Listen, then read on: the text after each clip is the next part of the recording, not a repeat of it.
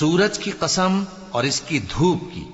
اور چاند کی جب وہ اس کے پیچھے چلے، اور دن کی جب وہ اسے روشن کر دے، اور رات کی جب وہ اسے چھپا لے، اور آسمان کی اور اس ذات کی جس نے اسے بنایا، اور زمین کی اور اس ذات کی جس نے اسے پھیلایا، اور نفس انسانی کی اور اس کی جس نے اسے درست کر کے بنایا، پھر اس کو بدکاری سے بچنے اور پرہیزگار بننے کی سمجھ دی